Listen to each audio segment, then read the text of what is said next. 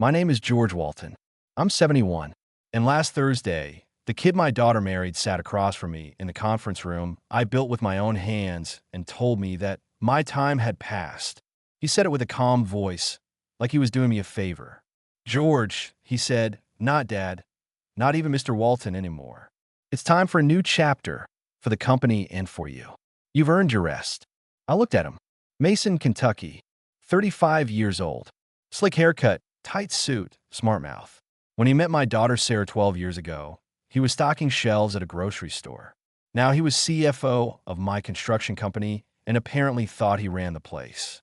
I leaned back in the leather chair I'd been sitting in since 1993 and let him keep talking. We've been reviewing the company structure, he said. Me, Sarah, and the board. The feedback is unanimous. We need to modernize, streamline leadership, and truthfully, he paused, like he was about to drop some great wisdom. Your presence is holding us back. I didn't answer, just opened the desk drawer, took out a cigar, and cut the tip. He hated when I smoked indoors. That made it taste even better. You want me gone? I said.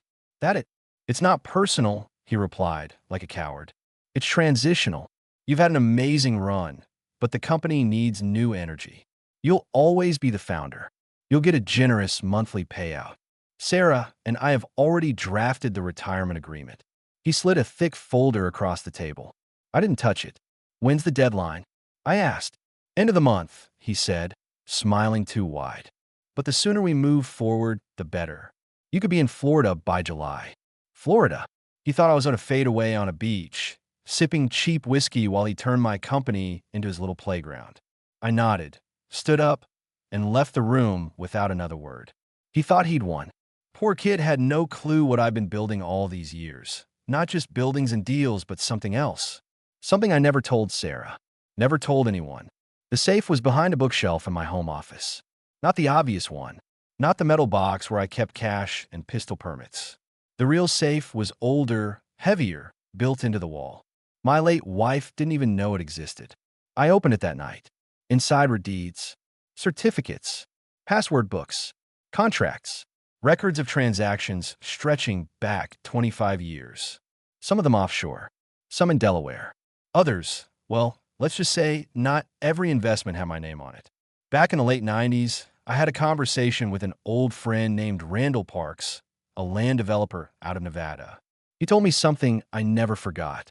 George, he said, don't ever let your entire legacy sit in one building. One brand. One damn logo. Your name can be taken off a sign in one afternoon. He was right. That's why every time our company made a profit, I took 10% and hid it. Not under a mattress, but in real estate, minerals, tech stocks, private equity. All 100 different shells, trusts, names. I watched it grow quietly while Mason and Sarah thought I was just a stubborn old man stuck in his ways. I was never stuck. I was waiting. After opening the safe, I made 3 phone calls that same night. The first was to Rachel Stanton, my international attorney.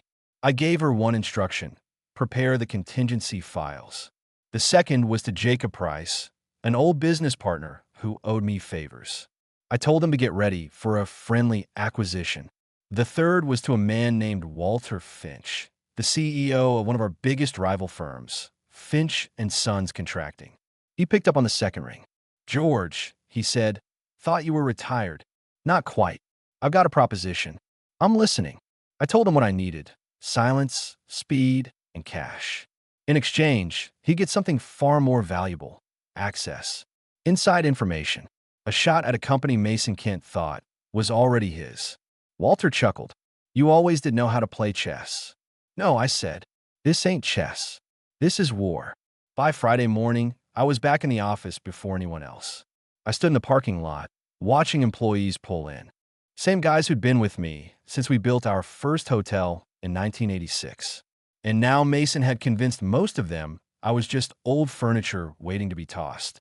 That afternoon, Sarah called me. Dad, she said, Mason told me how the meeting went. I know it's tough, but this is the right move. You can't run the company forever. You're right, I said. She paused. I could hear her confusion. You're agreeing? I smiled. Sure. Let's meet Monday. I'll sign everything. She was relieved. I could tell. But she didn't ask what I've been doing all weekend. Didn't ask about the safe. Didn't ask why Rachel Stanton just flew in from New York. Didn't ask what was inside the briefcase I carried into the office on Monday morning. That's when I knew.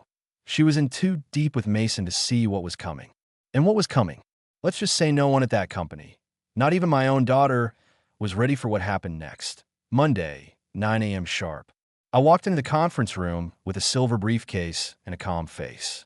Everyone was already there. Sarah, Mason, two board members who used to be my friends before they started nodding at everything that clown said. There was coffee, fresh croissants, and fake smiles all around. Mason stood up, all cheerful. "George," he said, "thanks for coming. Let's make this transition smooth and respectful." I sat down at the head of the table. My seat, the same spot I'd been in for 34 years. "No problem," I said. "Let's talk about your little plan." Sarah opened the folder in front of her. "We've drafted a retirement package that includes monthly payments, a symbolic advisory role, and full honors of the next company gala." Mason added, "You'll be remembered as the visionary founder who passed the torch with grace." I took a sip of their terrible coffee. "Sounds lovely, but first, I'd like to present my exit plan." They looked at each other, confused. "Exit plan?" Mason repeated. "George, this isn't." I opened the briefcase and pulled out a thick binder. Black leather. No logos. No labels. "Before we do anything official," I said, "there are some legal and financial matters I need to disclose." Mason tried to interrupt, but I raised my hand. "I've already spoken to my legal team, and in a few minutes, you will too." That's when the door opened, and in walked Rachel Stanton, my lawyer from Manhattan, sharp suit, heels clicking like a metronome of doom. She didn't nod, didn't smile, just placed a folder in front of Mason and said, "Please review this before proceeding." Mason opened it. His smirk disappeared in 10 seconds. "Wait," he said, flipping pages. "What is this?" Sarah leaned over to look. Her eyes widened. "What is this?" she echoed. "That," Rachel said coolly, "is a formal purchase agreement. Mr. Walton has accepted an acquisition offer for Walton and Kent Construction." Mason laughed nervously. "This is a joke, right?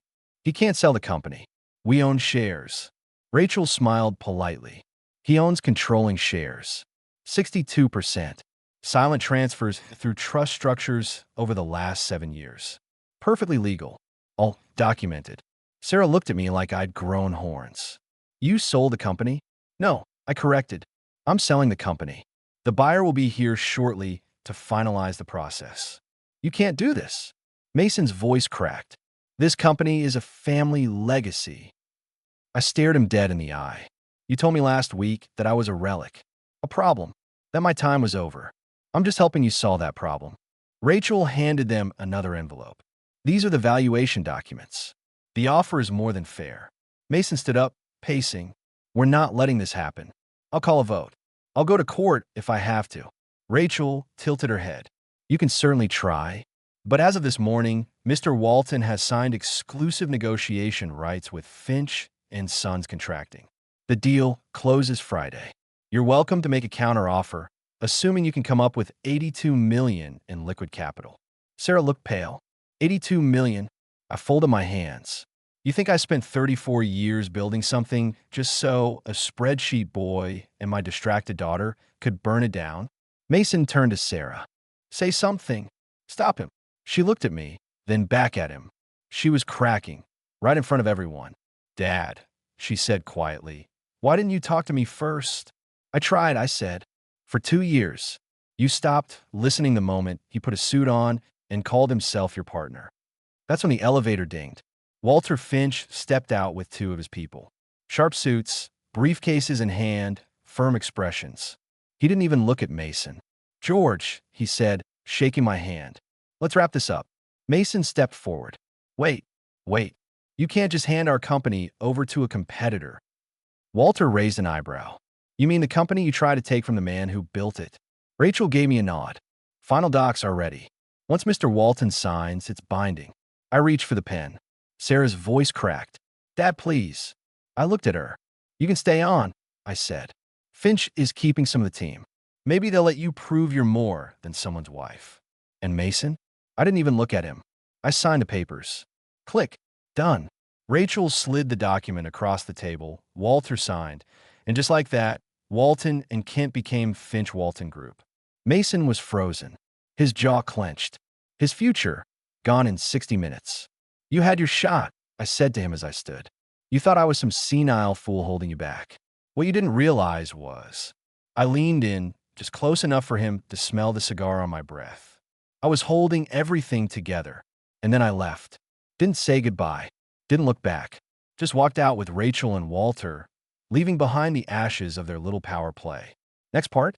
Let me know. After signing away the company, I didn't go home. I drove straight to the lake house. The one Mason and Sarah had been temporarily staying in for over a year while they renovated their new place. A renovation that conveniently never started. The lake house wasn't some weekend cabin. It was 4,800 square feet, all stone and oak, with a private dock, double fireplace, and panoramic windows that made strangers believe you owned half the water. It was also in my name, paid in full in 2006. When I pulled into the driveway, I noticed Mason's Tesla parked in my spot. I took my time walking to the door. There were kids' toys on the porch. Lawn furniture I hadn't approved. A grill that wasn't mine. All signs of people who'd made themselves a little too comfortable. I rang the bell. Mason opened it, dressed in gym clothes, earbuds dangling. Oh, he said, voice dry. Didn't know you were coming. Didn't know I needed permission, I replied. He stepped aside barely. Sarah came downstairs in leggings, coffee in hand. Dad, we weren't expecting you. I wasn't expecting you to try and shove me out of my own company. And yet here we are. She gave me that guilty smile she used to wear when she got caught sneaking out as a teenager. Only now, instead of a curfew, it was an $82 million company. Look, what happened with the company. It was business, she said carefully. It doesn't have to affect the family. Family, I repeated. Let's talk about that. I walked into the living room and set a small envelope on the coffee table. Mason picked it up and frowned. What's this? Eviction notice. He blinked. Excuse me. You've got 7 days to vacate the premises. Legally, I'm giving you a courtesy week. I could have called the sheriff. Sarah looked stunned. You're kicking us out. It's my house, I said. It was a wedding gift for you two to visit, not to move in permanently like squatters. We thought it was ours. Mason snapped. You thought wrong. He tossed the envelope back on the table and crossed his arms. This is spiteful, he hissed. Petty, you try to erase me. Try to bury my name under a fake vision board and some recycled buzzwords. And now you want sympathy? You don't even own the furniture in here. Mason scoffed. You're going to make your daughter homeless? I'm going to make her responsible, I said, looking directly at Sarah.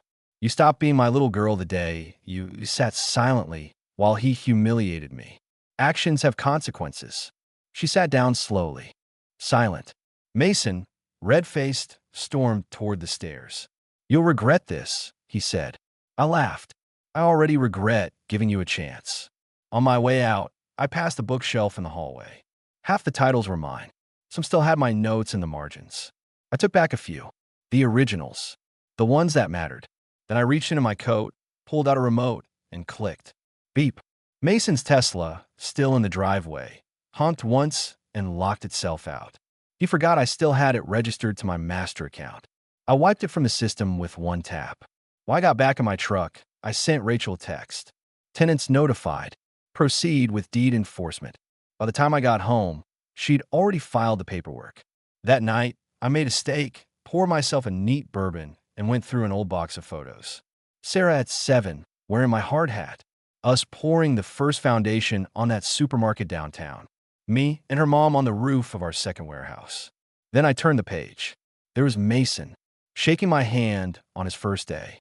I had no idea what was coming, but I wasn't bitter, because they had tried to freeze me out of my own company, my own family, and even my own home.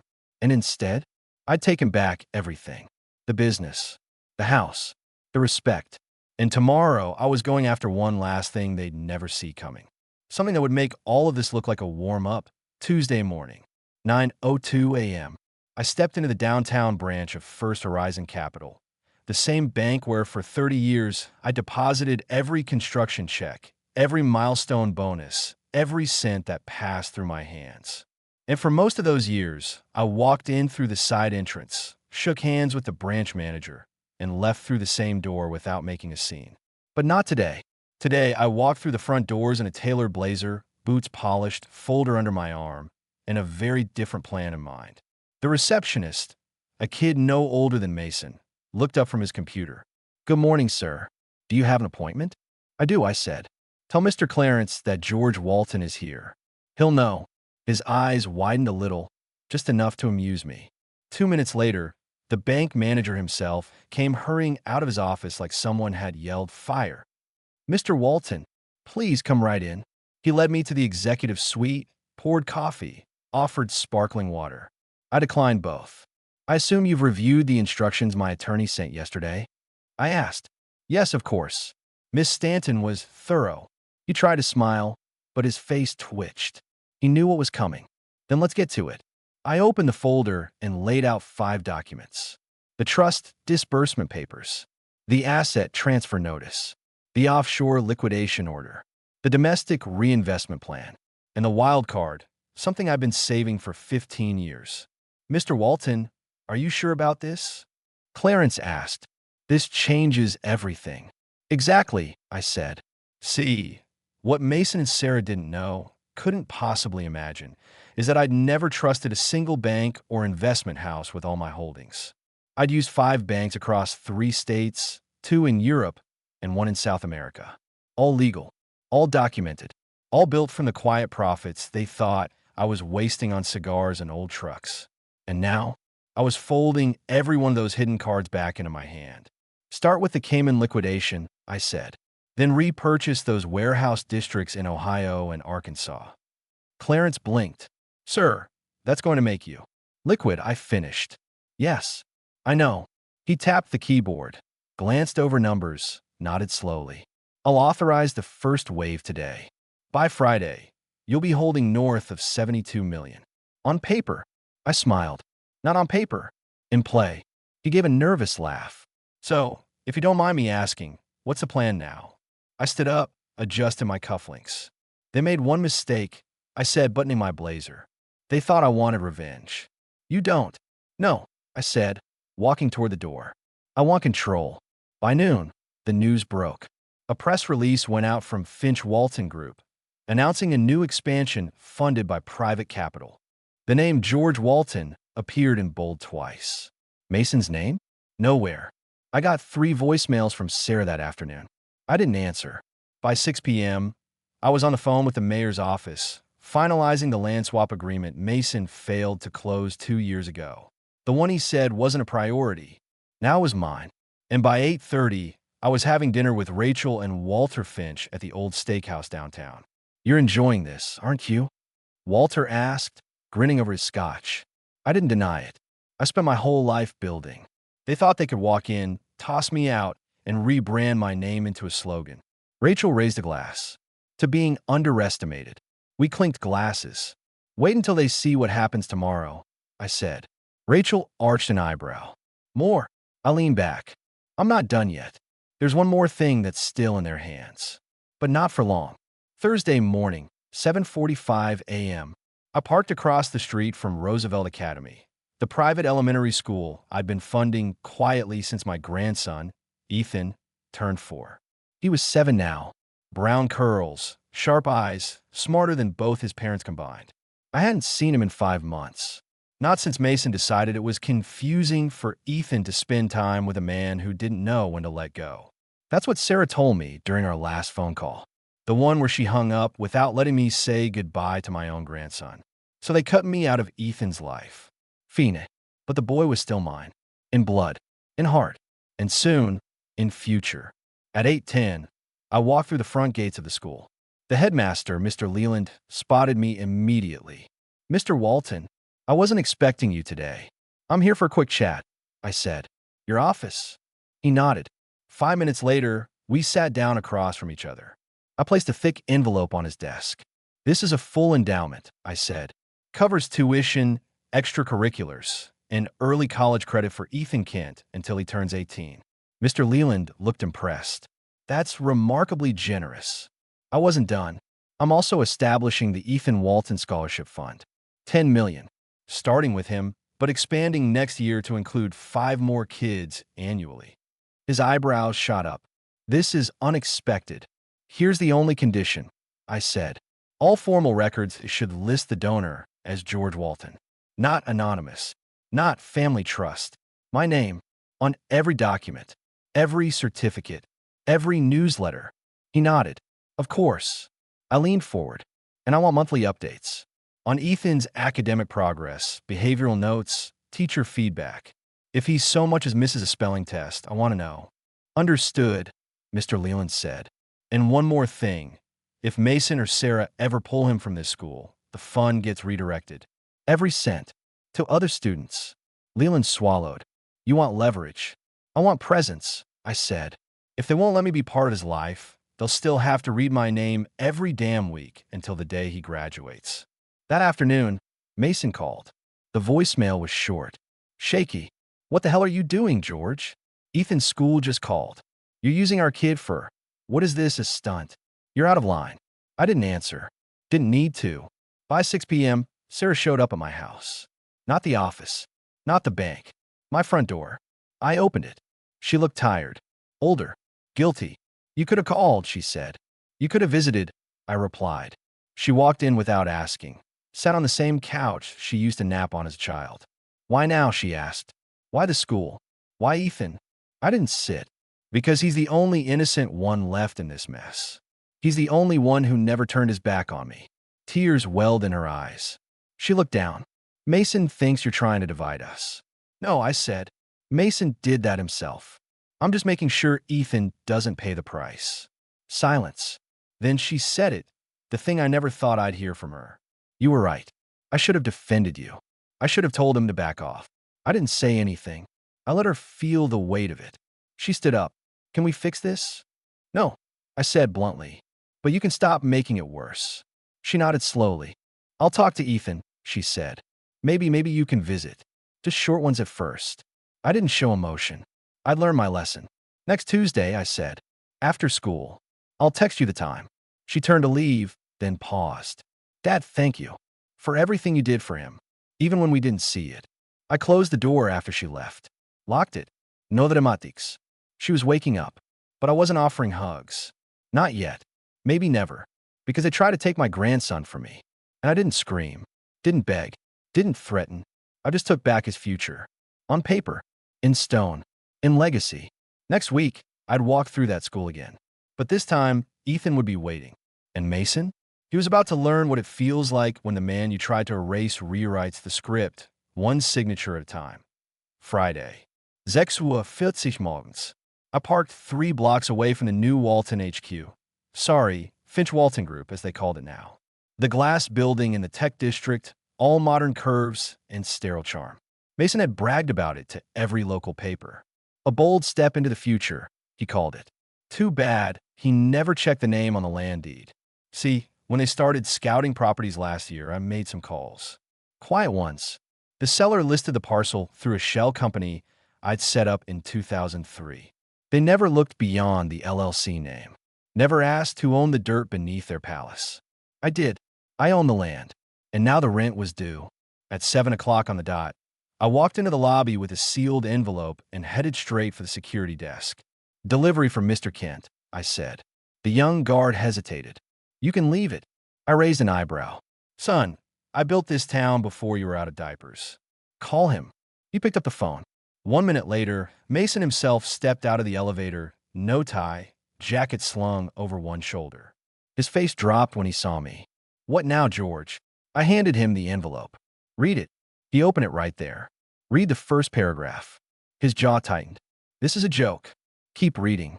Inside was a formal notice of lease termination. According to Clause 9.3 of the original agreement, the landowner, that's me, had the right to revoke tenancy with 90 days' notice if the property was being used for operations deemed counter to the original founding entity. Mason looked up, panic flickering in his eyes. You're evicting the entire headquarters? No, I said. I'm enforcing a clause. You kicked the founding entity out. Now the founding entity is kicking back. You can't be serious. I'm old, Mason, but I'm never not serious. He stormed outside, phone to his ear. I stood in the middle of the lobby, hands in my pockets, watching the scene unfold like theater. 10 minutes later, Sarah arrived. She looked exhausted. She always did lately. Dad, what are you doing? Finishing what you two started. She lowered her voice. You're destroying what's left. No, I'm reclaiming it. Rachel Stanton arrived 5 minutes later, briefcase in hand. Mason's attorney followed, sweating through his collar. They huddled in a side room. I waited. Finally, Rachel stepped out and nodded. Settlement terms delivered. Walton Holdings agrees to sell the land back at triple market value. Cash only. 30 days. Sarah's face went white. Mason cursed under his breath. I told you to check the titles, he barked at his lawyer. The poor man just shook his head.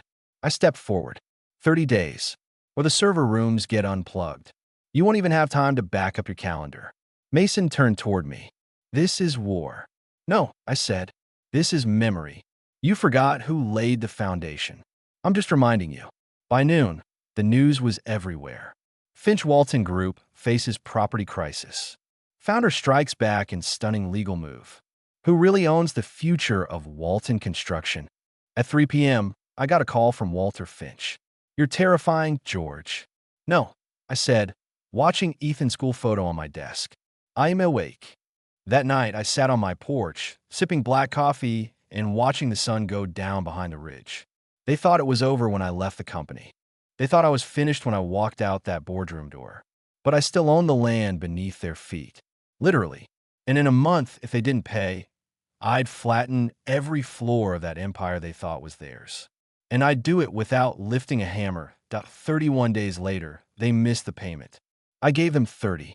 I added one. Not out of mercy, just to watch what they do with it. They tried everything. Bank loans, private equity, last-minute offers. Mason even begged Walter Finch to buy them more time. Finch declined, kindly, but firmly. After all, he didn't work for Mason.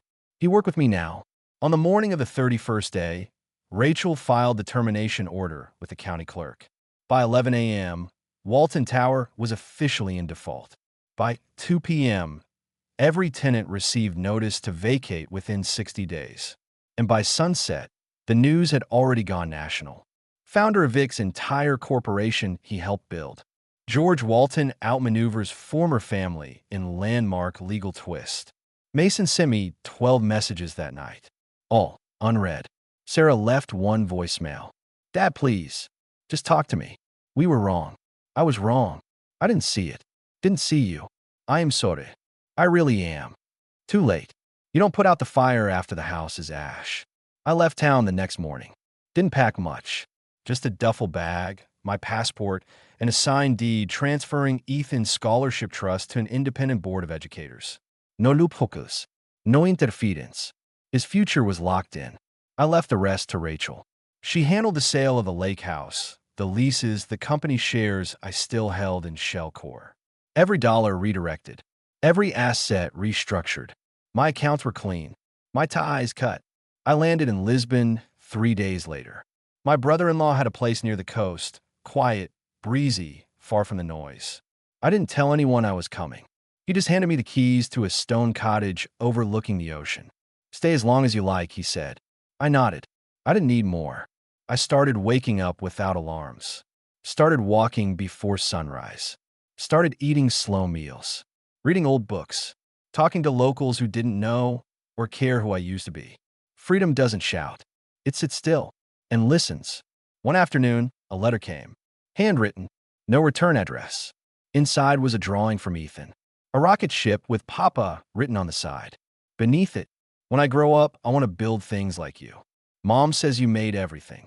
I sat on the porch and stared at that page for a long time. I didn't cry, didn't smile. I just remembered. And that was enough. A week later, Sarah emailed.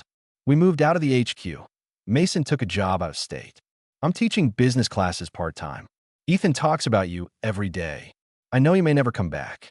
I just wanted you to know that we finally understand. We tried to take from you what we never truly earned. And you didn't destroy us. You showed us. Maybe it's too late to say it, but thank you. Sarah. I didn't reply. I wasn't angry anymore. I just didn't owe them a damn thing. Not after everything. I turned 72 in a quiet village surrounded by vineyards and silence. The world had forgotten about Walton construction. So had I. At night, when the sea wind came through the windows and the stars hung low, I'd sit by the fireplace and whisper to no one in particular. They asked for forgiveness, but I was already gone. And I meant it. Every word.